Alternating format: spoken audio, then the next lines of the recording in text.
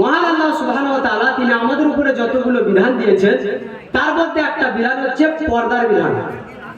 আজকের বর্তমানে আপনি মিডিয়াকে যদি দেখেন তাহলে মিডিয়ার খবর নিলে বুঝতে পারবেন যে আজকের একজন ব্যক্তি বিবাহ করার পর যদি পরক্রিয়াতে লিপ্ত হয় তাহলে এটাকে আমরা বলি তার ব্যক্তি স্বাধীনতা, অর্থাৎ এটা তার জন্য কোনো একটা বাজে সম্পর্ক নয়।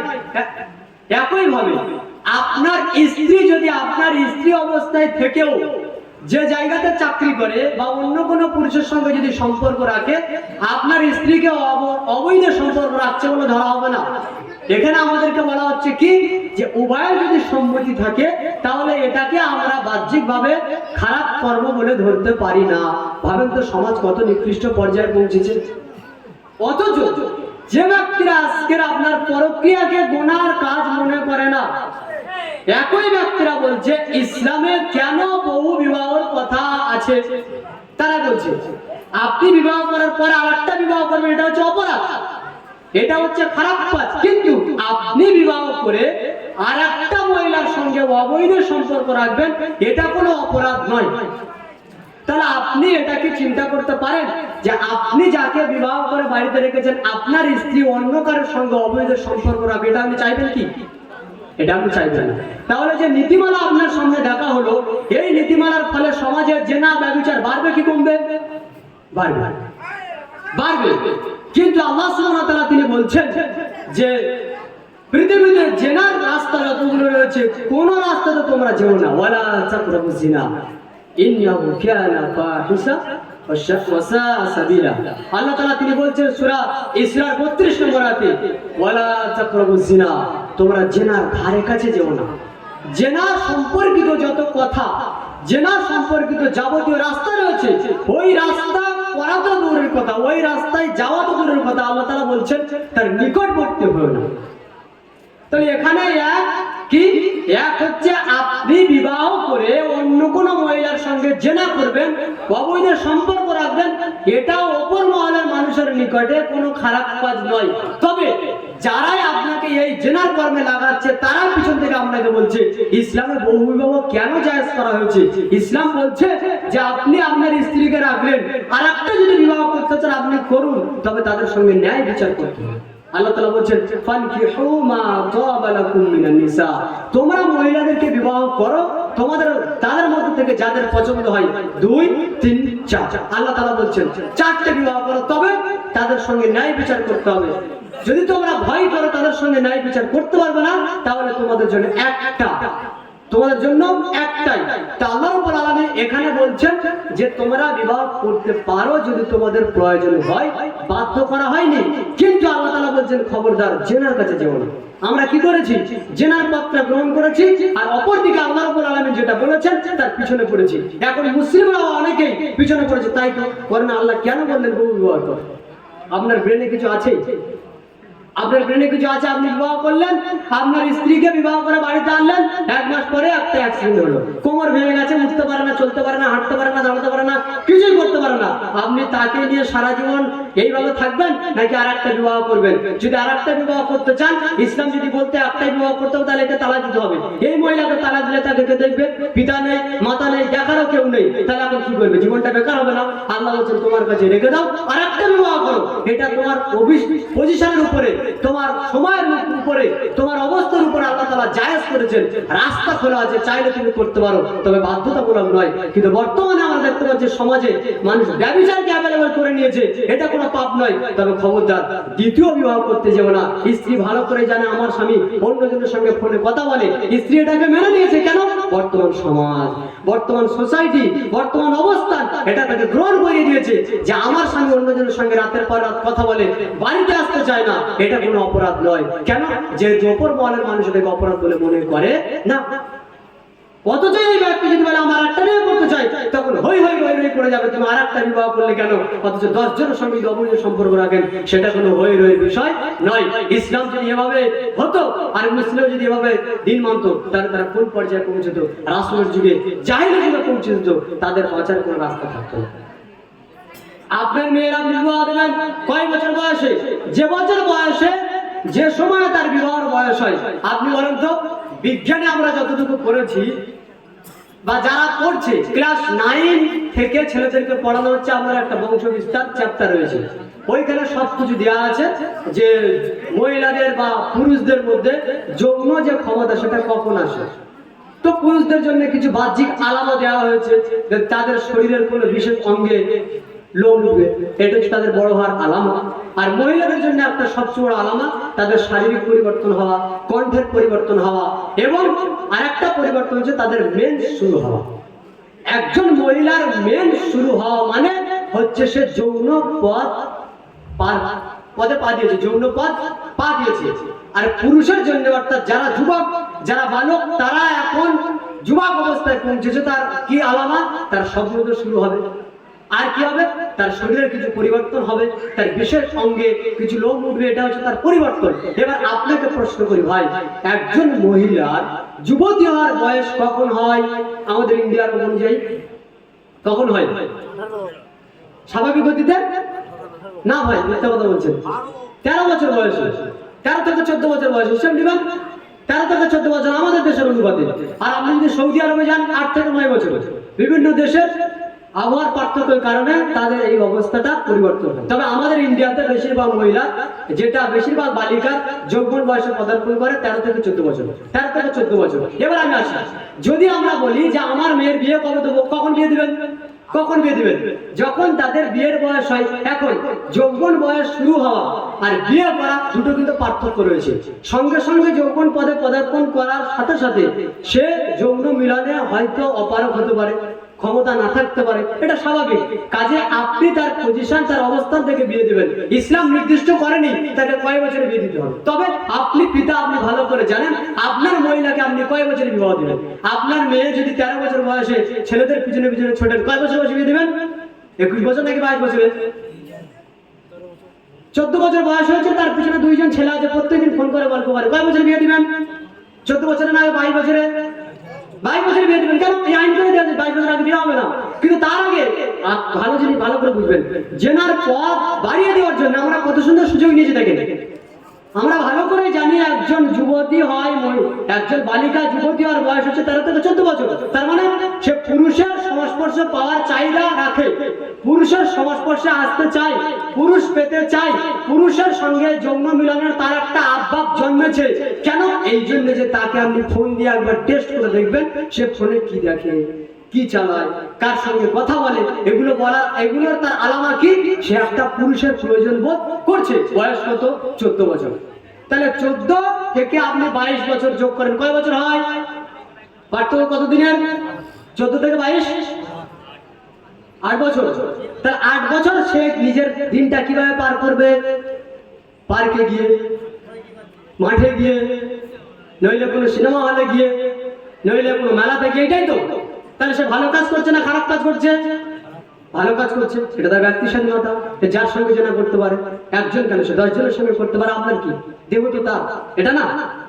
আপনার কন্যা আপনাকে বলছে দেহ আমার, আমার দেহ আমি যার সঙ্গে ব্যবহার করতে পারি। আপনার কি? কিন্তু ভালো করে শুনে রাখো, তোমার দেহ, তোমার শরীর ঠিকই আছে, তোমার জন্য 1000 পুরুষ ধ্বংস হবে, এই অথরিটি তোমাকে ইসলাম দেয় না। একজন মহিলা টিকটকে এসে আপনাকে ড্যান্স করছে খারাপ একটা কাপড় পরে, ও ড্যান্স করছে কোথায় দাঁড়িয়ে? ক্যামেরার সামনে দাঁড়িয়ে। এই ক্যামেরায় কজন দেখছে? পুরুষ। হাজার হাজার হাজার হাজার মানুষের চরিত্র হরণ করছে কে? একজন মহিলা। কিসের কারণে? একটা ভিডিওর কারণে। তুমি ভিডিও করছো কোথায়? তোমার মোবাইলে। তুমি ভিডিও করছো তোমার ক্যামেরার সামনে, কিন্তু তোমার এই ক্যামেরার সামনে দাঁড়িয়ে তোমার একটা রুমের ভিতরে দেহ নাচারের কারণে লক্ষ লক্ষ পুরুষ নষ্ট হচ্ছে। এটার দায়িত্ব কে নেবে? নেবে কেউ? ইমানের দায়িত্ব কেউ নিতে আসবে? কেউ নিতে আসবে না। তাহলে এই দায়িত্ব কে নিবে? কে নিবে? একটা জিনিস নিবে, ইমান। ইমান নিবে। আপনার ইমান, আমার ইমান। আজকের দুনিয়ায় অবস্থায় আমরা দেখতে পাচ্ছি ধ্বংস হতে চলেছে, আর ধ্বংস করার পিছনে এক শ্রেণীর মানুষ কাজ করছে। আপনার কন্যার বিবাহ আপনি কখন দেবেন? আপনি বলবেন আমি পিতা, আমার ব্যক্তিগত ব্যাপার। আমার মেয়ে যদি মনে করে আমার বিবাহ দিতে হবে 10 বছর বয়সে, আমি 10 বছর বয়সে দিয়ে দেবো। যদি সে বলে 13 বছর বয়সে 13 বছরে বিয়ে দিতে হবে, 18 বছর বয়সে 18 বছরে বিয়ে দিতে হবে, আপনি বিবাহ দিবেন আপনার মহিলার অবস্থান পজিশন অনুযায়ী, আপনার কন্যার চলাচল অনুযায়ী। যদি আপনি মনে করেন আমার কন্যা ভালো, পর্দানশীল, কোথাও যায় না, কোনো পুরুষের সঙ্গ নেয় না, পড়াশোনা করতে চায়, আপনি তাকে 26 বছরে বিয়ে দেন, কোনো আপত্তি নেই। আপনি তাকে 22 বছরে বিয়ে দেন, কোনো আপত্তি নেই। কিন্তু যে মহিলারা, যে কন্যাটা 13 বছর বয়সে, 14 বছর বয়সে পার্কে যাওয়ার জন্য ছুটাছুটি করে, তার বিয়ে আপনি কবে দিবেন? এই নিয়মের দায়িত্ব কে নেবে? তার মানে আমরা চাই, আমরা যারা ইসলামকে সমাজ থেকে মিটিয়ে দিতে চাই, তারা আমরা এটাই চাই, ধর্মের আইন, ইসলামের আইন দুনিয়া থেকে মিটে যাক। কেন? তারা ভালো করে জানে ইসলামের নীতিমালা হচ্ছে একজন মহিলা যখন যুবতী হয়, ইসলাম আমাদেরকে বলছে পর্দা করো, পর্দা করে তাকে ঢেকে দাও। কেন ঢেকে দাও? ঢেকে দিলেই ওই মহিলাকে কেউ দেখতে পাবে না। আপনার সামনে যদি এখনই নাম বলি তো আপনার জিভে জল আসতে পারে। আচ্ছা, তেঁতুল আমরা সকলে জানি না ভাই? তেঁতুল এমন একটা ব্যক্তির নাম বলে যে ব্যক্তি পাগল নয়, আর তার সামনে কোন ব্যক্তি তেঁতুলের নাম নিয়েছে তার জিভে জল আসে না ভাই? এটা সম্ভব? এটা সম্ভব? এটা অসম্ভব। কেন? এটা হচ্ছে ন্যাচারালি বিষয়, এটা হচ্ছে প্রাকৃতিক বিষয়। এটা একজন ব্যক্তির ন্যাচারালি প্রাকৃতিক বিষয়, তার সামনে কোন টকের নাম বললে তার জিভে জল আসে। ঠিক পুরুষের জন্য এমন একটা প্রাকৃতিক বিষয়, তার সামনে একটা লোভনীয় বস্তু, লোভনীয় চেহারা যখন আসে তখন তার চোখটা ওদিকে চলে যায়। এটা স্বাভাবিক। তাহলে এই চোখটা চলে যাওয়ার কারণে আপনি কি করবেন? আপনার যৌন তাড়না আসবে জেনা করার জন্য। তখন আপনি জেনা করার রাস্তা খুঁজবেন। কি দিয়ে জেনা করবেন? কাউকে আপনি পাবেন না। তখন আপনি কোন একটা রাস্তা খুঁজবেন জেনার জন্য। আল্লাহ সুবহানাহু ওয়া তাআলা আমাদের এবং আপনাকে এই জেনার রাস্তাকে বন্ধ করার জন্য, খারাপ একটা সমাজকে বন্ধ করার জন্য, খারাপ একটা রাষ্ট্রকে বন্ধ করার জন্য, সুন্দর একটা পরিবেশ তৈরি করার জন্য প্রথমে আল্লাহ রাব্বুল আলামিন জেনার রাস্তা বন্ধ করতে গিয়ে একটা গাইড দিলেন। কি?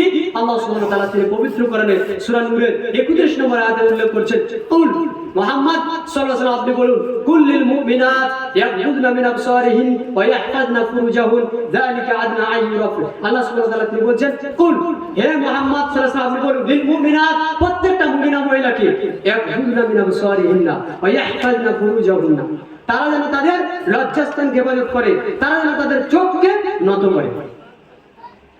এবার আল্লাহ তাআলা বলছেন, ওয়ালিয়াযরিবনা বিখুমুরিহিন্না আলা জুনুবিহিন, তারা যেন তাদের শরীরের উপর একটা চাদর আবৃত করে,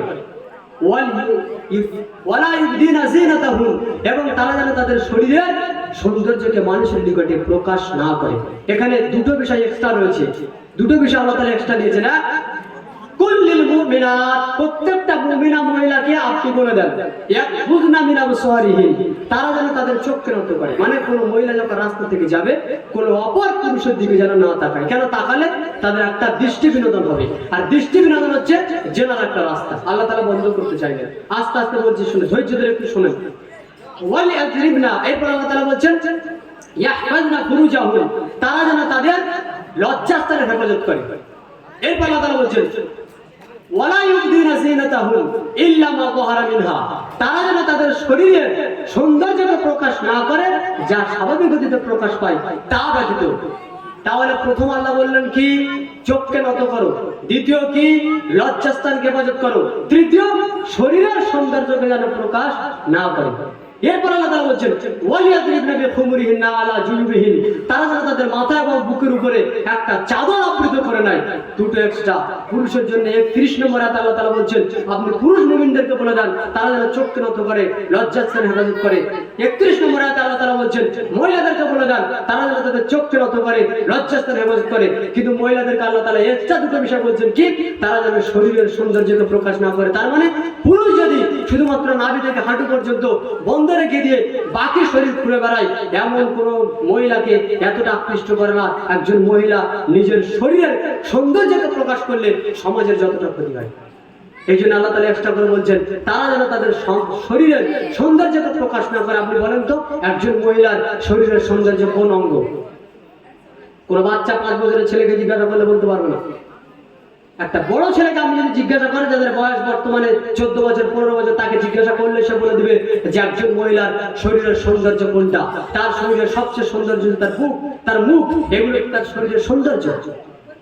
এরপর আল্লাহ তাআলা বলছেন তারা এই ব্যক্তিদের সামনে নিজেদের শরীরের সৌন্দর্যকে প্রকাশ করতে পারে। সৌন্দর্য প্রকাশ মানে মুখ আড়াকা রাখতে পারে, সৌন্দর্য প্রকাশ মানে তারা স্বাভাবিক গতিতে থাকতে পারে, তবে এরা ছাড়া আর বাকি লোকদের কাছে তাদেরকে পূর্ণভাবে পর্দা করতে হবে। আল্লাহ রাব্বুল আলামিন একটা মহিলাকে পূর্ণ পর্দার জন্য বলছেন, কারণ কি? তিরমিজির হাদিস 1173 নম্বর হাদিস, রাসূলুল্লাহ সাল্লাল্লাহু আলাইহি ওয়াসাল্লাম তিনি বলছেন, আল মারআতু আওরাতু ইন্নাল মারআতা আওরাতু, একজন মহিলা হচ্ছে পুরোটাই ঢেকে রাখার বস্তু। ফাইদা খরাজাত ইস্তাশরাফা শাইতান, যখন এই মহিলা বাইরে বের হয় শয়তান তাকে উদ্বুদ্ধ করে। দেখেন না রাস্তায় যখন বের হয় কেমন লাগে, মানে আরো 10 জন পুরুষ আমাকে দেখুক, আমার শরীরের নিচু নিচু অঙ্গ যেন তারা লক্ষ্য করতে পারে। তাকে এখন শয়তান নাচাচ্ছে, শয়তান তাকে এখন উদ্বুদ্ধ করছে অপর পুরুষকে নিজের দিকে আকৃষ্ট করার জন্য। এই জন্য আল্লাহ রাসূল সাল্লাল্লাহু আলাইহি ওয়াসাল্লাম বলছেন একজন মহিলা হচ্ছে পুরোটাই অপর পুরুষের জন্য লজ্জাস্থান, মানে তাকে পুরোটা ঢেকে রাস্তায় বেরোতে হবে। কেন বেরোতে হবে?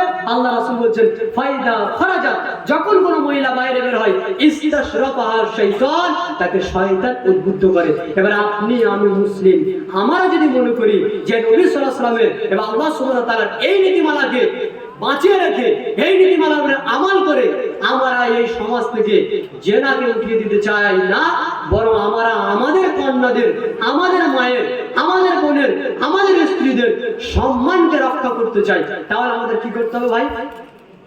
কি করতে হবে? পূর্ণ পর্দা অবলম্বন করতে হবে।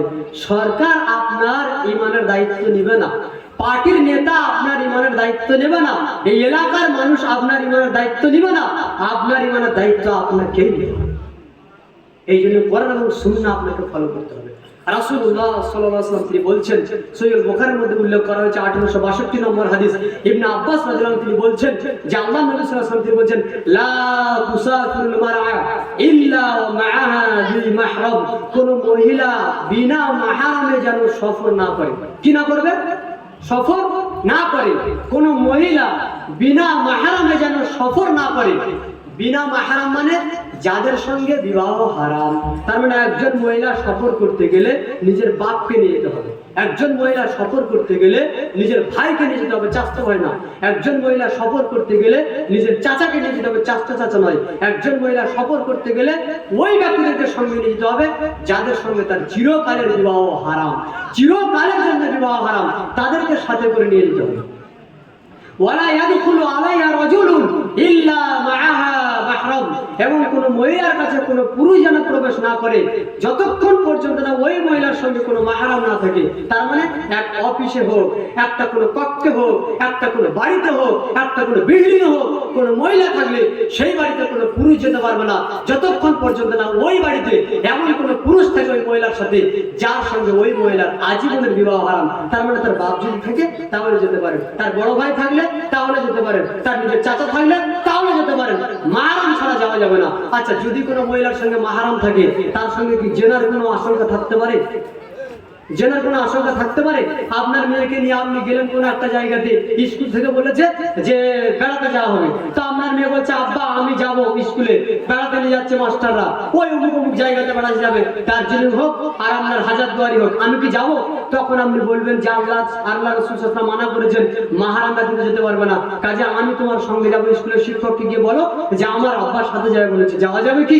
যদি অনুমতি দেয় তাহলে নিয়ে যান। এবার আপনি বলেন আপনার মহিলা, আপনার কন্যা যদি একা একা যায় আর সাথে যদি তার পিতা যায়, এই মহিলার জন্য সবচেয়ে নিরাপদ কোনটা? নিরাপদ কোনটা ভাই? নিরাপদ তার সঙ্গে পিতা যাওয়া। পিতা নেই, বড় ভাই বলছে যে আমি তোমার সঙ্গে যাব, আমি ছাড়া তোমার এই সফরে যাওয়া হবে না। এবার বলেন আপনার বোনের জন্য নিরাপদ কোনটা? একা ছেড়ে দেওয়া নাকি আপনার সাথে যাওয়া? আপনি সাথে যাওয়া। এই গার্ড হচ্ছে মহিলাদের জন্য সম্মান, কিন্তু মূর্খ জাহেলরা বুঝতে চায় না যে একজন মহিলার স্বাধীনতা কোন জায়গাতে। রাস্তায় একজন মহিলা বেরোবে নিজের পূর্ণ দেহ স্বাধীনতা নিয়ে, তার সঙ্গে একটা গাইড থাকবে। দেশের বড় বড় উচ্চ পর্যায়ের মানুষরা তারা যখন বাইরে বেরোয় একা একা যায়, সামনে তিনটে আপনার ওই বাইক, আপনার তিনটে গাড়ি, আর পিছনে তিনটে চার চাকা, মধ্যখানে তার একটা তো গাইড। কেন? নিরাপদ। তার একজন মহিলা বাইরে বেরোবে, তার শরীরের একটা নির্ভরতা রয়েছে, তার শরীরে একটা স্বাধীনতা রয়েছে, তার শরীরে একটা নিরাপদের ব্যবস্থা রয়েছে। ব্যবস্থা কে দিবে? সরকার নিবে? নিবে না। এই জন্য যারা নিতে পারে তারা হচ্ছে তার মাহরাম সম্পর্কে। রাসূল সাল্লাল্লাহু আলাইহি ওয়াসাল্লাম এই বিধান কত বছর আগে দিলেন? আজ থেকে 14.5 বছর পূর্বে। এখন আপনি দেখেন, আপনার স্ত্রী ওই সরকারি স্কুলে চাকরি করে, আপনার স্ত্রী আপনার, কিন্তু চাকরি করে, সময় দেয় কাজে বেশি। আপনার স্ত্রীর সঙ্গে আপনি এলেন, সন্ধ্যায় আপনার স্ত্রী বাড়িতে ঢুকলো, সারাদিন ক্লাস, স্কুলে চাকরি করে, টিচিং করেন, সারাদিন ক্লাস, আপনার এখানে ক্লাস করছে 7 ঘন্টা ধরে। ক্লাস করার পরে মাথার ভালো লাগছে না, গাড়ি চলে এসেছে, আর কিচ্ছু ভালো লাগছে না, খেয়ে ঘুমোতে হবে। এখন এইটাই আপনার স্ত্রী আপনাকে সময় দিল রাত্রে কতক্ষণ? ধরেন 4 ঘন্টা, 3 ঘন্টা, বাকি সময় বেশি কাজে দিচ্ছে। ভাই স্কুলে যাদের সঙ্গে চাকরি করছে, তাহলে তার সম্পর্ক আপনার সাথে বেশি থাকবে না বাইরে যাওয়ার সঙ্গে বেশি তাদের সঙ্গে থাকবে? কয়েকদিন পরে আপনার স্ত্রী আপনাকে মনে করবে আপনি নর্মাল মানুষ, তার সঙ্গে আপনার কোনো যোগ্যতা চলে না। সে তখন কি করবে? আপনাকে ছেড়ে দিয়ে ওই স্কুলের যিনি হেড শিক্ষক তার সঙ্গে সম্পর্ক করবে, যেটাকে বলা হচ্ছে পরকীয়া। এখন ঘরে ঘরে পরকীয়া। কেন বলেন তো? এই সম্পর্কে বলছিলাম, আপনার স্ত্রী চাকরি করবে না, চাকরি করুক, ওই স্কুলে চাকরি করবে যেখানে শুধু মহিলারা পড়ে আর মহিলা শিক্ষক আছে। আপনি যান, যেখানে পুরুষের সংস্পর্শ আছে সেখানে আপনি সাথে করে নিয়ে যাবেন। যতক্ষণ ক্লাস আপনি ওখানে বসে থাকেন, তারপর আপনি নিয়ে আসেন, দেখেন ওখানে কতক্ষণ আপনাকে সময় দেয় আর কতক্ষণ সেখানে সময় দেয়। এগুলি তাদের মর্যাদা, তাদের গুরুত্ব আজকের জেনার সমাজে ভরে গেছে। কেন? তার বড় কারণ হচ্ছে স্কুল পাঠশালা জেনা। এখন তো স্কুলগুলোতে অ্যাভেলেবল হয়ে গেছে। যদি 100টা ছেলে স্কুলে পড়ে, তো দেখবেন 90টা ছেলে তারা একে অপরের সঙ্গে সম্পর্ক আছে। কেন এগুলো হয়? একসঙ্গে স্কুল পাঠশালা করার কারণে নারী আর পুরুষের অবাধ মেলামেশার কারণে এইগুলো আমাদের সমাজে চলছে। অথচ মুহাম্মদ সাল্লাল্লাহু আলাইহি ওয়াসাল্লাম তিনি ওই হাদিসের অংশ বলছেন কি, লা তুসাফিরুল মারআত, একজন মহিলা একা একা সফর করতে পারে না মাহরাম ছাড়া। আজকে আমার মহিলা, আপনার মহিলা, আমার স্ত্রী, আপনার স্ত্রী, আমার বোন, আপনার বোন, সকলেই বিনা মাহরামের রাস্তায় চলাফেরার কারণে, তাদের কোনো গাইড না থাকার কারণে তারা আজকে জেনার এই জালে জড়িয়ে পড়েছে। এই জাল থেকে কে বের করতে পারে? একটাই, তা হচ্ছে আল্লাহ সুবহানাহু ওয়া তাআলার বিধান এবং রাসূলুল্লাহ সাল্লাল্লাহু আলাইহি ওয়াসাল্লামের বিধান। যেটা কোনো রাস্তা নেই।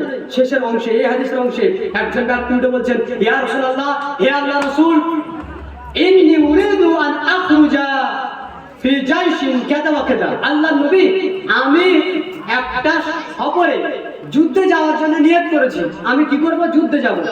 ওয়া মুরাতি তুরিদুল হজ, আর আমার স্ত্রী নিয়ত করেছে হজ করবে। কি বলছেন বলেন? কে জিজ্ঞাসা করছেন? আল্লাহর নবী সাল্লাল্লাহু আলাইহি ওয়াসাল্লাম জিজ্ঞেস করছেন।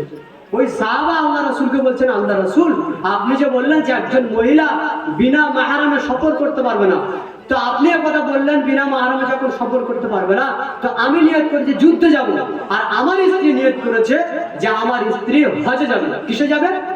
হজে যাবে। তা আপনার বক্তব্য কি? তখন মুহাম্মদ সাল্লাল্লাহু আলাইহি ওয়াসাল্লাম বলেন, উখরুজ মাআহা, তোমার স্ত্রীর সঙ্গে তুমি যাও। কোথায় যাবে? হজে যাবে। একজন মহিলার উপরে যদি হজ ফরজ হয়, বিনা মাহরামে হজে যেতে পারে না, তো মেলায় ঘুরতে পারে? কথায় কিছু আছে? আপনার স্ত্রী বিনা স্বামীতে হজে যেতে পারে না, তো আপনার স্ত্রী বিনা স্বামীতে, বিনা বাপে, আপনার বোন বিনা বাপে, বিনা ভয়ে এই আপনার মেলায় চলে কি করে? আছে মাথায় কিছু?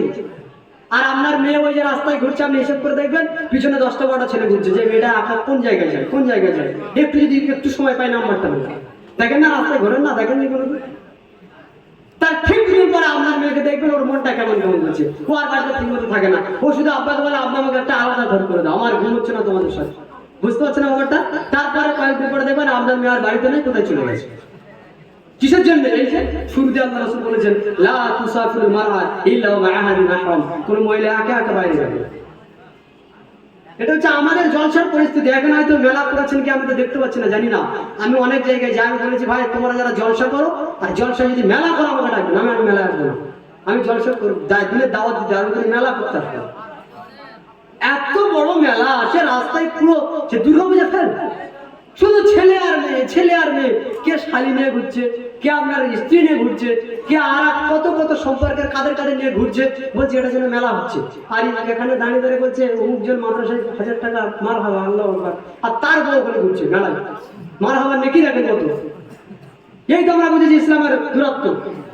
ইসলামের ইলম, ইসলামের জ্ঞান আমাদেরকে বুঝতে হবে। পৃথিবীর শ্রেষ্ঠ দিন যদি আমরা মর্যাদা দিতে পারি তাহলে জীবনটা আমাদের উন্নতি পর্যায়ে পৌঁছাতে পারে। এই হাদিসের অংশে আল্লাহ রাসূল বললেন কি, তুমি তোমার স্ত্রীর সঙ্গে হজে যাও, তোমার স্ত্রীর সঙ্গে হজে যাওয়া তোমার এখন কাজ, তাকে একাকী তুমি হজে ছেড়ে দিয়ে তোমাকে এখন যুদ্ধে যাওয়ার কোনো প্রয়োজন নেই। রাসূলুল্লাহ সাল্লাল্লাহু আলাইহি ওয়াসাল্লাম তিনি বলছেন, আব্দুল্লাহ ইবনে উমর রাদিয়াল্লাহু আনহু তিনি বলেন, আল্লাহ নবী সাল্লাল্লাহু আলাইহি ওয়াসাল্লাম তিনি বলেছেন, লা ইয়াখলুওয়ান্না রাজুলুন বিইমরাতিন ইল্লা কানা সালিসুহুমা শাইতান। তিরমিজির মধ্যে উল্লেখ করা আছে 1171 নম্বর হাদিস। আল্লাহ নবী বলছেন, কোন পুরুষ আর কোন মহিলা যেন কখনো একাকী না হয়, কোন পুরুষ আর কোন মহিলা যেন কখনো একাকী না হয়। কেন? ইল্লা কানা সালিসুহুমা শাইতান, তাদের মধ্যে তৃতীয় জন শয়তান থাকে। কে থাকে ভাই? কে বলছেন এই কথা? আল্লাহ রাসূল বলছেন, মিথ্যা কথা বলেছেন? মিথ্যা কথা বলেছেন? খবর নেবেন।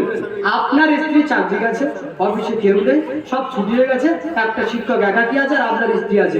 দেখবেন কিছু গল্প না করলেও চোখের ইশারা বাজে কিছু হয়, যেটা শয়তানের পক্ষ থেকে আসে। আপনার মেয়ে রাস্তায় একা হাঁটছে, দুটো ছেলে পিছনে আছে, কেউ রাস্তায় নেই, ভাববেন ওদের মধ্যে কোনো খারাপ একটা কিছু ইঙ্গিত চলছে। কথা না বলুন। টিউশন দিয়েছেন আপনার মেয়েকে, কেউ নেই, প্রাইভেট, একা পড়ায় আমার মেয়েকে। আমার মেয়ে খুব ভালো পড়াশোনা জানে, এই জন্য আমার মেয়ের জন্য একটা শিক্ষকের পিছিয়ে একা একা পড়া যায়। খবরদার এটা কোনোদিন করবেন না। আপনার মেয়েকে আপনি টিউশন দিয়ে পড়ান, আপত্তি নেই, যতক্ষণ পড়াশোনা করে ততক্ষণ আপনি ওখানে ঠায় বসে থাকবেন, একেবারে কাঁটার মধ্যে উঠবেন না, নড়বেন না, তাহলে জায়েজ আছে, নইলে হারাম। লা ইয়াখলুওয়ান্না রাজুলুন বিইমরাতিন, কোন মহিলার সঙ্গে কোন পুরুষ যেন একাকিত্ব না হয়। কেন? একাকিত্ব হলে তাদের মধ্যে তৃতীয় জন থাকবে শয়তান। কত রিপোর্ট আপনি নেবেন সমাজে, যে একজন ছাত্রীর সঙ্গে তার শিক্ষকের সম্পর্ক, একজন শিক্ষকের সঙ্গে তার ছাত্রীর সম্পর্ক, স্কুলের টিচারের সঙ্গে স্কুলের আরেক নারী টিচারের সম্পর্ক, কলেজের প্রফেসরের সঙ্গে পুরুষ প্রফেসর নারী প্রফেসরের সম্পর্ক। কত নিবেন, কত নিবেন? বেশি তো চাকরিজীবী নেই। কেন? এগুলো পর্দাকে লঙ্ঘন করার কারণে, পর্দাকে লঙ্ঘন করার কারণে। অথচ আল্লাহ সুবহানাহু ওয়া তাআলা তিনি আমাদের নবীকে বলছেন, ইয়া আইয়ুহান নাবিয়্যু, হে নবী আপনি বলুন, ইয়া আইয়ুহান নাবিয়্যু কুল লিআজওয়াজিকা ওয়া বানাতিকা ওয়া নিসাইল মুমিনিন, হে নবী আপনি আপনার স্ত্রীগণকে, আপনার কন্যাগণকে এবং সমস্ত মুমিন নারীদেরকে বলে দেন, তারা যখন বাইরে বের হয় তারা যেন তাদের শরীরের অঙ্গ প্রত্যঙ্গকে ভালো করে ঢেকে নেয়। কেন? যালিকা আদনা আন ইউরাফনা ফালা ইউযাইন, তাদেরকে এর মাধ্যমে চিনতে পারা যাবে, তাদেরকে উত্তক্ত করা হবে না। শুরুতে বলে দিয়েছিলাম, আর যদি কোনো ব্যক্তির নিকটে একটা তেঁতুলের কথা বলা হয় তাহলে সেই ব্যক্তির জিভে জল আসতে পারে। তাহলে একজন উলঙ্গ মহিলা, অর্ধাঙ্গ মহিলা যদি এই এখান থেকে হেঁটে হেঁটে যায় অর্ধনগ্ন, তাহলে কয়জন পুরুষ হয় তার দিকে ভালো দৃষ্টিতে তাকাবে? কেউ ভালো দৃষ্টিতে তাকাবে না, তার দিকে খারাপ দৃষ্টিতে তাকাবে। কিন্তু কোনো মহিলা যদি পূর্ণ পর্দা করে রাস্তা থেকে হেঁটে যায়, আর যাই বলুক অন্তত এতটুকু ভাবে তাকাবে যে একজন মুসলিম মহিলা পূর্ণ পর্দা করে যাচ্ছে, তার দিকে তাকালে আমরা কি দেখা পাবো? কাজে তাকিয়ে তো কোনো লাভ নেই। আর তাকালেও তো কোনো লাভ নেই, কেন তার সবই ঢাকা। আর যখন আপনি ঢাকা করে ঘুরবেন তখন ঢাকার ওই ফলাফল আপনাকে দিতে হবে কোনো একটা সময়, যেটা হচ্ছে ধর্ষণ, যেটা হচ্ছে জিনা, যেটা হচ্ছে পরকীয়া। আপনি এখান থেকে চলে গেলেন কোথায়? এখান থেকে আপনি চলে গেলেন কেরালায়, চলে গেলেন আপনি সৌদি আরবে, কাজ করতে চলে গেছেন। কয় বছরের জন্য? 2 বছরের জন্য, 5 বছরের জন্য। স্ত্রী বাড়িতে আছে, আপনার স্ত্রী যখন বাড়িতে আছে তখন আল্লাহ রাব্বুল আলামিন পবিত্র কোরআনে উল্লেখ করছেন, সূরা নূরের 27 নম্বর আয়াতে আল্লাহ তাআলা বলছেন, ইয়া আইয়ুহাল্লাযীনা আমানু, হে ঈমানদারগণ, লা তাদখুলু বুয়ুতান গায়রা বুয়ুতিকুম, তোমরা অন্য কারোর বাড়িতে প্রবেশ করো না, তোমাদের বাড়ি ছাড়া কারোর বাড়িতে ঢুকো না, যতক্ষণ না তোমাদেরকে অনুমতি দেওয়া হয়, যতক্ষণ না তোমরা তাদের বাড়িতে গিয়ে সালাম করো। যদি তোমরা দেখো ফাইলাম তাজিদু ফিহা আহাদান, কাউকে যদি তোমরা খুঁজে না পাও তাহলে তোমরা কি করবে? ফিরে আসবে। কি করবে? ফিরে আসবে। আল্লাহ তাআলা বলেন, ওয়াইন কিলা লাকুম ইরজিউ ফারজিউ, যদি তোমাকে বলা হয় চলে যাও তো তোমরা চলে যাবে। বলেন তো এমন একটা বাড়িতে, যে বাড়িতে শুধু মহিলা রয়েছে, কোনো পুরুষ লোক নেই, আর আপনি কোনো প্রয়োজনে গেছেন, তখন ওই মহিলা ভিতর থেকে বলছেন, বাড়ির গাইড আছে, পর্দা করা আছে, চতুর্দিকে একটা আলাদা গেট রয়েছে, গেটের কাছে গিয়ে আপনি সালাম দিলেন, তখন ভিতর থেকে ওই মহিলা বলছে, ওয়া আলাইকুমুস সালাম, বাড়িতে কেউ নেই, আপনি এখন ফিরে যেতে পারেন। তখন আপনি বলছেন, ও আচ্ছা আচ্ছা ঠিক আছে, আর গেলাম না। বলেন তো ভাই, জেনার কোনো আশঙ্কা আছে? জেনার আশঙ্কা আছে? কোনো আশঙ্কা নেই। আল্লাহ তাআলা বলছেন, যদি তোমরা তাদের বাড়িতে যাও, যদি অনুমতি না পাও, আর যদি তোমাদেরকে বলা হয় ফিরে যাও, তোমরা ফিরে যাবে। কখন ফিরে যাবে? যখন সেই বাড়িতে কোনো পুরুষ লোক না থাকবে, তখন আপনি সেই বাড়িতে প্রবেশ করতে পারবেন না। আজকের আপনার ভাইয়ের সঙ্গে দেওয়ারের সম্পর্ক কেন বলুন তো? ভাই ওই যে ভাই কোথায় আছে? সৌদি আরবে। কয়দিনের জন্য? 2 বছরের জন্য। কোথায় আছে? কেরালায় আছে। কয় বছরের জন্য? 1 বছরের জন্য। এখন স্ত্রী রয়েছে বাড়িতে, বাড়িতে কেউ নেই, রাত দিন দেওয়ার আসা যাওয়া করে, রাত দিন দেওয়ার আসা যাওয়া করে। কি গল্প করে? ভাবির সঙ্গে দেওয়ারের যা গল্প হয় আপনারা তো জানেন। অথচ সহিহ বুখারীর হাদিস, রাসূলুল্লাহ সাল্লাল্লাহু আলাইহি ওয়াসাল্লাম তিনি বলছেন, ইয়াকুম, তোমরা বেঁচে থাকো আদ-দুখুল আন-নিসা, মহিলাদের কাছে যাতায়াত করা থেকে বেঁচে থাকো, মহিলাদের কাছে যাতায়াত করা থেকে বেঁচে থাকো। তখন এক সাহাবা উঠে প্রশ্ন করছেন, আল্লাহর রাসূল, আফারাআইতাল হামওয়া, আপনি দেওয়ার সম্পর্কে কি বলেন? তখন আল্লাহ রাসূল সাল্লাল্লাহু আলাইহি ওয়াসাল্লাম বলছেন, আল হামুল মাউত, দেওয়ার হচ্ছে তোমাদের জন্য মৃত্যুর মতো। কার মতো? মৃত্যুর মতো। একজন ব্যক্তি যেমন মৃত্যুকে দেখে ভয় পায়, তেমন যেন প্রত্যেকটা মহিলা দেওয়ারকে দেখে ভয় পায়। দেওয়ার হচ্ছে একজন বিবাহিত মহিলার জন্য সবচেয়ে বিপজ্জনক বস্তু, যেটা আমরা সব সময় অ্যাভেলেবেল দেখতে পাই, সমাজে অ্যাভেলেবেল দেখতে পাই। অথচ আল্লাহ নবী 1400 বছর নয়, 14.5 বছর আগে বলে গেছে যে প্রত্যেকটা মহিলার জন্য, বিবাহিত মহিলার জন্য দেওর হচ্ছে তার নিকটে মৃত্যুর সমতুল্য। আপনি মৃত্যুকে দেখে যেমন ভয় পান, দেওরকে দেখে ওই রকম ভয় পেতে হবে। আর আল্লাহ রাব্বুল আলামিন তিনি পবিত্র কোরআনে বলছেন, যদি বাড়িতে প্রবেশ করতে আসে, বাড়িতে আসার অনুমতি চাই, বাড়িতে কেউ নেই, তখন তোমরা বলে দাও যে তোমরা বাড়ি যাও, বাড়িতে কেউ নেই। তো বাড়ি যাও, বাড়িতে কেউ নেই, কথা কে বলতে পারে? আপনি বলতে পারেন না? আমি বলতে পারি না। যখন ওই বাড়িতে কোনো মহিলা একাকী আছেন আর কোনো পুরুষ ব্যক্তি নেই, তখন ইসলামের আদর্শ হচ্ছে ওই বাড়িতে কোনো মহিলার বাড়িতে কোনো পুরুষ যাবে না। কেন? ওই হাদিসের একত্রিত হয়ে যাবে, লা ইয়াখলুওয়ান্না রাজুলুন বিমরাতিন, কোনো মহিলার সঙ্গে যেন কোনো পুরুষ একত্রিত একাকী না হয়। তখন আপনি গেলেন, ভাই সাহেব কেমন আছেন, বসেন, চা খান, তোমার ভাই বাড়িতে নেই, কালকে আসবে, 2 দিন পরে আসবে। যখন আপনি দেখবেন আপনার সঙ্গে খুব সুন্দর করে কথা বলছে, চা খাইয়েছে, তখন আপনিও মানুষ, আমিও মানুষ, মানুষের অন্তরটা এমনই যে শয়তানের দিকে আকৃষ্ট হবে। তো আপনি যদি দেখেন যে মহিলাটাকে দেখতে ভালো, পরের দিন আবার হয়তো হতে পারে আপনি চা খেতে আসবেন, আসবেন না ভাই? স্বাভাবিক। আপনি চা খাওয়ার নাম করে আসতেই পারেন, কেন? আপনি দেখেছেন খুব ভালো কথা বলেছে, বেশ, পরের দিন আবার গেলে আবার চা খাওয়াবে, তারপরে এলে আবার চা খাওয়াবে, চা খাওয়াতে খাওয়াতে আপনাকে কতটুকু খাইয়ে দেবে আপনি নিজেই বুঝতে পারবেন। এটা হচ্ছে জেনা, এটা হচ্ছে ব্যভিচার, এটা হচ্ছে পরকীয়া। আজকে এগুলোকে আমাদের নরমালি মনে করি। আমি বলছি অমুসলিমদের সমাজের কথা বাদ দিচ্ছি, হিন্দু ভাইদের সমাজের কথা বাদ দিচ্ছি, মুসলিম সমাজের কথা বলি। আজকে আমাদের সমাজে সবচেয়ে বেশি জঘন্য এই প্রথা এখনো রয়েছে। স্ত্রী বাড়িতে আছে, স্বামী বাড়িতে নেই, তার সঙ্গে সম্পর্ক সবসময় কথাবার্তা বলে দেওররা। কেন ভাই? কিসের জন্য? তারা বুঝে যে পৃথিবীতে সবচেয়ে মিষ্টি ভাষায় গল্প করা যায় যাদের সাথে, তারা হচ্ছে ভাবি। আর ভাবিরা এমন, তারা তাদের স্বামীর সঙ্গে যে গল্প করতে লজ্জা পায়, দেওয়ার সঙ্গে সেই গল্প তারা অ্যাভেলেবেল করে, অ্যাভেলেবেল, কোনো ব্যাপারই নেই। এই যে আমাদের সমাজ, এই যে আমাদের পজিশন, এই যে আমাদের অবস্থান, এগুলো কি? এগুলো সমাজকে নষ্ট করার একটা অত্যন্ত বড় মাধ্যম, একটা অত্যন্ত বড় রাস্তা। অথচ রাসূলুল্লাহ সাল্লাল্লাহু আলাইহি ওয়াসাল্লাম এই রাস্তা বন্ধ করে দেওয়ার জন্য যে হাদিস দিয়েছেন, আল্লাহ সুবহানাহু ওয়া তাআলা যে আয়াত দিয়েছেন, এই আয়াতগুলো আমাদের জন্য যথেষ্ট। পবিত্র কোরআন সূরা আহজাব আয়াত নম্বর 32 এবং 33 আল্লাহ সুবহানাহু ওয়া তাআলা তিনি বলেন, ইয়া নিসা আন-নবিয়্যি লাস্তুন্না কাআহাদিন মিনান নিসা, হে নবীর স্ত্রীগণ, তোমরা আর 10 জন মহিলার মতো নও। আমি কিন্তু আজকে অনেক অন্য বিষয়ে কথা বলতে পারতাম, শুধু একটা বিষয় বলছি এই জন্য যে আমি জানি যে আপনাদের এখানের মানুষরা অন্তত ইসলাম বুঝে, এত ক্লিয়ার বেশি করে বলার প্রয়োজন নেই, যেটার অভাব রয়েছে সেটা একটু বলি। এই জন্য এই বিষয়টা আমি বেশি করে বলছি। আমার থেকে খারাপ লাগে ভাই? বলবেন খারাপ লাগে, আমি বন্ধ করে দেবো, ঠিক আছে? আল্লাহ সুবহানাহু ওয়া তাআলা তিনি পবিত্র কোরআনে বলছেন, ইয়া নিসাআন নবিয়্যি, হে নবীর স্ত্রীগণ, লাস্তুন্না কাআহাদিন মিনান নিসা, তোমরা 10 জন আর 10টা মহিলার মতো নও।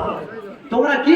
তোমরা হচ্ছে পরেশগার মহিলা, তোমরা দিনদার মহিলা, তোমরা সম্ভ্রান্ত পরিবারের মহিলা। তবে শোনো, ইত্তাকাইতুন্না, যদি তোমরা আল্লাহকে ভয় করো, যদি তোমরা পরেশগার হও, দিনদার হও, ফালা তাখদুআনা বিল কওল, তাহলে তোমরা অপর পুরুষের সঙ্গে কথা বলার ক্ষেত্রে নরম কণ্ঠ ব্যবহার করো না। কেন? ফায়াতমাআল্লাযী ফী কলবিহি মারাদ, যাদের অন্তরে ব্যাধি রয়েছে তারা ব্যাধিগ্রস্ত হয়। দেখেন কত বছর আগের কথা বলছেন আল্লাহ, আজ থেকে 1450 বছর পূর্বে কি কথা আল্লাহ তাআলা বলছেন? একজন মহিলার কণ্ঠ অপর পুরুষের পুরুষের জন্য ফিতনার কারণ, একজন মহিলার কণ্ঠ অপর পুরুষের জন্য জেনার কারণ, একজন মহিলার কণ্ঠ অপর পুরুষের জন্য একটা বিপদের কারণ। কি বিপদ? জেনার বিপদ। আল্লাহ তাআলা বলছেন যে তোমরা যারা আল্লাহকে ভয় করো, তোমরা অপর পুরুষের সঙ্গে কথা বলার ক্ষেত্রে নমনীয়তা গ্রহণ করো না, কণ্ঠ নরম করো না। তবে তোমরা যদি কণ্ঠ নরম করে কথা বলো, তাহলে যাদের অন্তরে ব্যাধি রয়েছে তারা ব্যাধিগ্রস্ত হবে। একটা কথা আপনাকে স্বাভাবিকভাবে বলি, আপনি ফোন করেছেন কোনো ভাইকে, ফোন করার পরে আপনি দেখছেন যে একটা মহিলা ফোন ধরেছে, আপনি তাকে চেনেন না, হঠাৎ করে রং নাম্বারে ফোন চলে গেছে, স্বাভাবিক যেতেই পারে। ফোনটা ধরার পরে হ্যালো কে? অমুকজন। কোথায় ফোন করেছেন? অমুক জায়গায় চলে এসেছে। ও আচ্ছা, ফোনটা রাখেন। এটা একটা কথা। কিছু আছে কথার মধ্যে? কিছু পাননি। একজন ফোন তুলেছে, মহিলার কণ্ঠ। ফোন তোলার পরে বলছে ভাই আপনি, বলছে কে আপনি? আমি অমুকজন। কি করেন? এই করি। ও আপনার বাড়ি কোথায়? অমুক জায়গাতে। কাকে ফোন করেছেন? অমুকজনকে। রং নাম্বারে লেগে গেছে। এবার আপনার সঙ্গে কথা বলতে শুরু করেছে, নরম কণ্ঠে কথা বলছে। বলেন তো আপনি কথা বলবেন না ফোনটা কাটবেন? কথা বলবে। দেখেছেন কেমন জবাব? কথা বলবে। তার মানে এটা পুরুষের একটা চাহিদা যে কথা বলবো। তারপরে রং নাম্বার জানার পরেও কথা বলে আবার পরে ফোন লাগাবে। কেন লাগাবে? অন্তর খারাপ। অন্তর খারাপ, সে এখন আকৃষ্ট হয়েছে ওই দিকে। আল্লাহ নিজেই বলছেন তাদের সঙ্গে কোমল কণ্ঠে কথা বলো না। কেন? যাদের অন্তরে ব্যাধি আছে তার ব্যাধিগ্রস্ত। এই যে আপনি ব্যাধিগ্রস্ত হয়ে গেলেন, বাতিগ্রস্ত হয়ে গেলেন।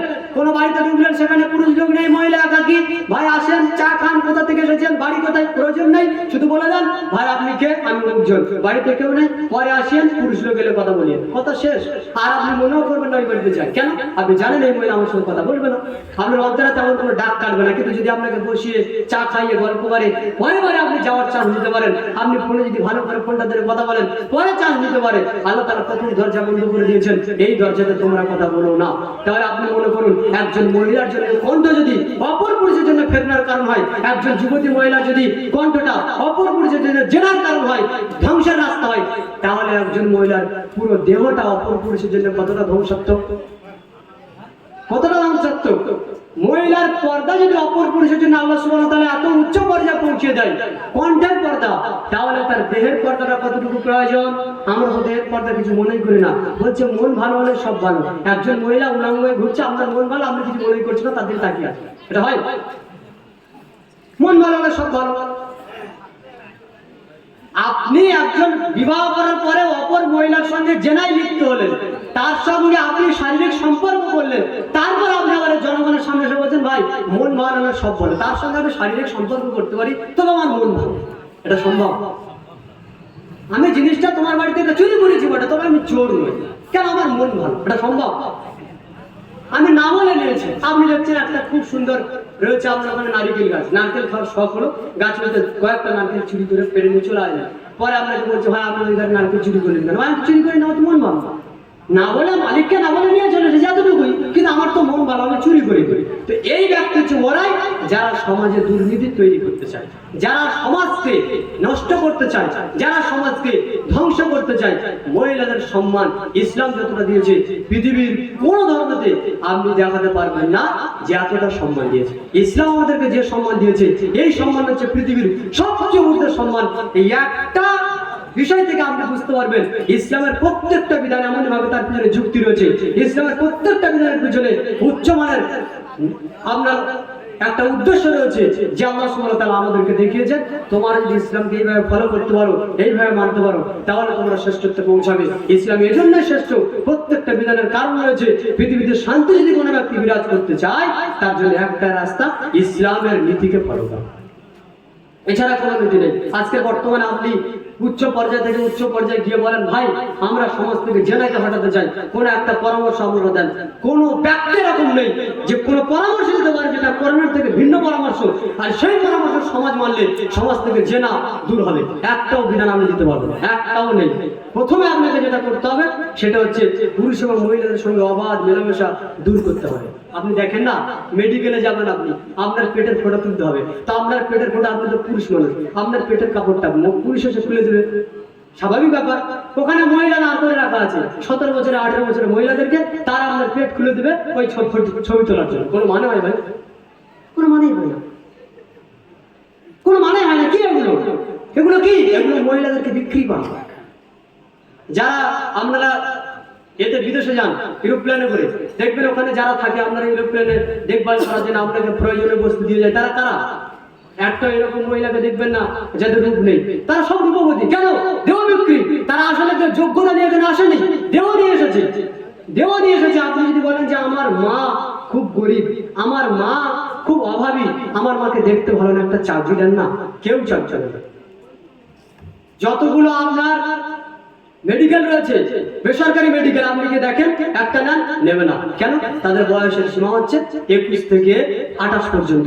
মানে এই বয়সের মহিলারা অপর পুরুষকে বেশি আকৃষ্ট করে, কাজে তাদেরকে গেটের সামনে রাখা হয়েছে, বিল দেখার জন্য তাদেরকে রাখা হয়েছে, আপনার পেট খোলার জন্য তাদেরকে রাখা হয়েছে, আপনার সঙ্গে কথা বলার জন্য তাদেরকে রাখা হয়েছে, টিকিট কাটার জন্য আপনাকে রাখা হয়েছে, নাম ডাকার জন্য রাখা হয়েছে। তারা কিন্তু কেউ যোগ্যতা নেই, তারা আছে রূপে। তাদেরকে চয়ন করা হয়েছে শুধুমাত্র জনগণের খোরাক হিসেবে, রূপের খোরাক। আবার কিছু কিছু সময় আমরা দেখি আমার মুসলিম ভাইদেরকে, যারা চায়ের দোকান করে রেখেছে, ওই আপনার চপের দোকান করে রেখেছে, ঘুগনির দোকান করে রেখেছে, দেখছে খদ্দের হচ্ছে না, তখন ওই মহিলাটাকে দোকানে বসিয়ে দিয়েছে। কত বেহায়া, কত নিকৃষ্ট ব্যক্তি বলুন।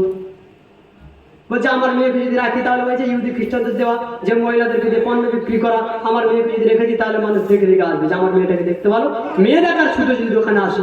কত খারাপ মেয়ে বলেন তো, সব ইহুদি আর খ্রিস্টানদের নীতিমালা। এই নীতিমালা আজকে আমরা মানতে মানতে মানতে মানতে সমাজটাকে একেবারে জঘন্য পর্যায়ে পৌঁছে দিয়েছি। সুতরাং আপনাকে আবারও বলছি, যদি আপনি নিজেকে মনে করেন আপনি সুন্দরভাবে দুনিয়াতে শান্তিভাবে থাকতে চান, জীবনটাকে সঠিকভাবে পরিচালনা করতে চান, একটাই রাস্তা গ্রহণ করুন, সেটা হচ্ছে পবিত্র কোরআনের আয়াত। এতক্ষণ পর্যন্ত যা শুনেছেন তার একটা হাদিস আপনাকে বলি। পবিত্র কোরআনের আয়াত এবং হাদিস সম্পর্কে আমরা যতটুকু আলোচনা করলাম, মহান আল্লাহ সুবহানাহু ওয়া তাআলা তিনি পবিত্র কোরআনে উল্লেখ করেছেন সূরা সজের 29 নম্বর আয়াতে আল্লাহ তাআলা বলেছেন, কিতাবুন আনজালনাহু ইলাইক মুবারাকুল লিয়াদাব্বারু আয়াতি। এই কিতাব আমি আল্লাহ সুবহানাহু ওয়া তাআলা অবতীর্ণ করেছি, যে কিতাবটা হচ্ছে বরকতময়। এর প্রত্যেকটা জায়গাতে আল্লাহ রাব্বুল আলামিনের রহমত, দয়াতে ঘেরা। এরপর আল্লাহ বলছেন কেন অবতীর্ণ করেছি, লিয়াদাব্বারু আয়াতি, যাতে করে তোমার আয়াতগুলোকে নিয়ে গবেষণা করো, আয়াতগুলোকে নিয়ে ভাবো, আয়াতগুলোকে নিয়ে চিন্তা করো। প্রত্যেকটা আয়াতের পিছনে আপনি যদি ভাবেন, এর পিছনে হিকমত খুঁজে পাবেন। প্রত্যেকটা আয়াতের পিছনে আপনি যদি ভাবেন, এর মধ্যে কারণ খুঁজে পাবেন যে আল্লাহ কেন দিয়েছেন। কারণ খুঁজতে গিয়ে আপনি দেখবেন পৃথিবীর সবচেয়ে শ্রেষ্ঠ রাস্তা, শ্রেষ্ঠ পথ আল্লাহ সুবহানাহু ওয়া তাআলা পবিত্র কোরআনের মধ্যে দিয়ে